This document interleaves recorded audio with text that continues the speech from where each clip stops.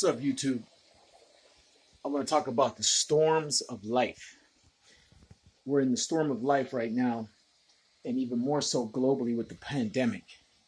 But somebody somewhere is always experiencing a storm in their life.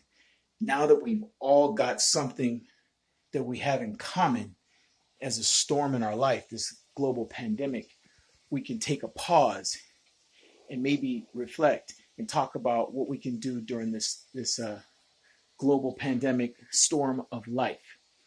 The thing I want to talk about is when you're conscious, you're awake, and you're breathing air, you have the potential for hope. Now, not everybody grabs that potential. Some people are in a state of despair, but they don't need to be, but they choose to be. There's some despairing times, and if you focus on those things that cause the despair, you're not going to be focused on the fact that you have hope because you're alive, you're breathing air, and you're conscious of where you are and who you are. There are people that served during the Vietnam War who were shot down and captured and tortured for 5, 6, 7 years, who've written books, Air Force pilots, Navy pilots, who were grateful for that experience because it put them through the toughest time in their life, and they persevered because of the hope that they had that they were going to get out of there and get back to their families, get home, and they believed in their God. They believed in their faith. They believed in their training. They believed in themselves. They believed in the hope. And it's hard to compare something as severe as being tortured in a prisoner of war camp by people who hate you because you're in their country bombing their cities, and then they have you in a position where you can't get away and they're not going to treat you kindly, and you still have hope. So based upon that, hold on to hope, choose hope. And that's enough of me preaching, because we're talking about this storm of life, and also how do we deal with the storm of life. So I'll show you, since we're talking about the series, the ongoing series that I'm putting up about the coronavirus lockdown workout that I'm doing. I'm going to show you this time because usually I talk about it. I don't really have the opportunity to grab supplements currently. Financially, I can't purchase the kind of supplements that I'd like to get. So what I try to do is drink a lot of water. Just to prove it to you, there's the water with lemon, and this really helps.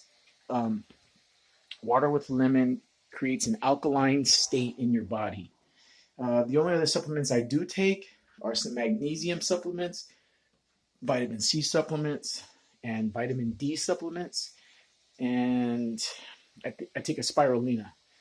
I was taking zinc as a supplement, which is a good one, but I ran out of that. So as the money starts rolling in, from right now, I'm a student at the Machinist Technology Center, North as a National Training Machining Association, NTMA, in Santa Fe Springs. We graduate May 15th. Today's April 13th. We should have graduated this month, but because of the COVID-19, you guys know the story. So it's been an eight or 8.5 month journey for me. It's a great trade, and I've had to keep my head up, stay motivated through this. It's difficult, but it's helped me. And when there's friction like this in life, the storm of life, you could crumble or you could rise. It's caused me to become a better man. It's caused me to reach down deep and get into that Marine Corps state of mind that I've always had. But, life can kick your butt sometimes. It just does. I'm 52 years old. I'll be 53 in May. And here I am reinventing myself in a lot of ways, or just resurging into a whole new career. To be a machinist. It's a whole new trade. I'm a welder, but I'm not certified as a welder, but I have welding certificates. So I'll be a certified welder eventually when I finish that, and a certified machinist now. Meantime, my health and fitness, my mental wellness from dealing with PTSD from the military, 21 years of service, all those things still culminate into me getting up every day, grabbing onto the hope that it's going to be a better day, and then taking steps towards making it a better day. CV-19, whether it's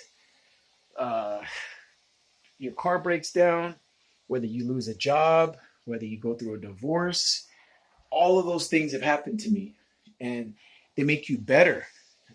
Actually, the divorce has made me better. I'm grateful for the divorce because it creates in you a sense of whatever doesn't kill you makes you stronger. And sometimes you're strongest in your weakest moments because you're relying upon that faith that you have, that ability to lean on something bigger than you. Because in and of yourself, you realize that you're just one person in the big universe, and you can't always do it all by yourself. Me personally, I got to rely upon Jesus. That's just the way it is. I think the fact that he made me a Marine, allowed me to become a Marine, has served me well with the fact of the physical fitness, the mental toughness training that I received in Marine Corps boot camp, starting there, and then on and on from Sergeant's Course and Staff and SEAL Academies and PMI schools and all that, martial arts training. All that stuff was granted to me, and so I'm grateful for it. And now that the things are tough for the whole world, what I want to share with you guys is don't give up. Grab onto the hope that it's going to be better. But you have the ability to start it with your thoughts and then take action to make it better. Make it better for yourself. Therefore, you can make it better for somebody else. So let's get after some push-ups real quick, and I'm going to show you how I get down on mine. I've been doing them today. I think I'm over 300 so far. So we're going to keep going. I wasn't able to film those earlier because I'm just a busy guy.